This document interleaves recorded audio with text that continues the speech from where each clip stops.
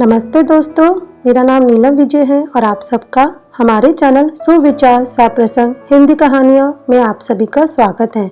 आज की कहानी है शेर और सियार। बहुत समय पहले की बात है। हिमालय के जंगलों में एक बहुत ताकतवर शेर रहता था। एक दिन उसने बारहसिंगे का शिकार किया और खाने के बाद अपनी गुफा को लौटने लगा। अभी उसने चलना शुरू ही किया था कि एक सियार उसके सामने दंडवत करता हुआ उसके गुणगान करने लगा। उसे देख शेर ने पूछा, अरे तुम ये क्या कर रहे हो? हे जंगल के राजा, मैं आपका सेवक बनकर अपना जीवन धन्य करना चाहता हूँ। कृपया मुझे अपनी शरण में ले लीजिए और अपनी सेवा करने का अवसर प्रदान कीजिए। सियार बोला।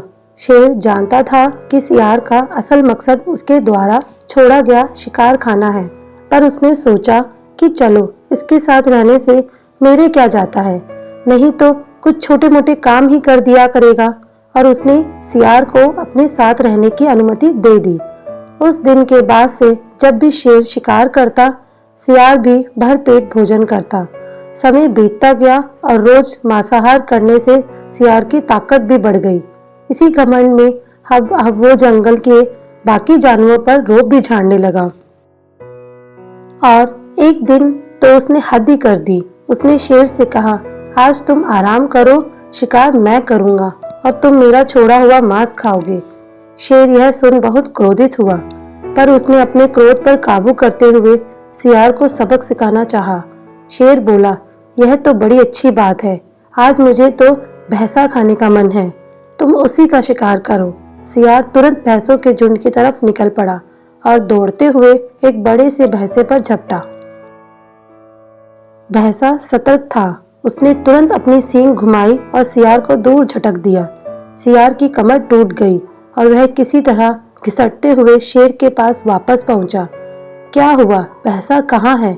शेर बोला, हुजूर मुझे क्षमा कीजिए, मैं बहक गया था और खुद को आपके बराबर समझने लगा था। सियार गिड़गिड़ाते हुए बोला, धुर्त, तेरे जैसे का यही हश्र होता है। मैंने तेरे ऊपर दया करके तुझे अपने साथ रखा और तू मेरे ऊपर ही धौंस जमाने लगा। और ऐसा कहते हुए शेर ने अपने एक ही प्रहार से सियार को ढेर कर दिया।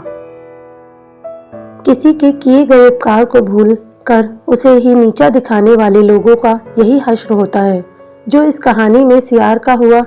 हमें हमेशा अपने वर्तमान योग्यताओं का सही आंकलन करना चाहिए और घमंड में आकर किसी तरह का मूर्खतापूर्ण कार्य नहीं करना चाहिए।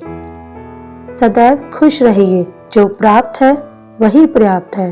Please subscribe to the channel for Hindi कहानियाँ and stories and don't forget to like, share and comment. Thank you.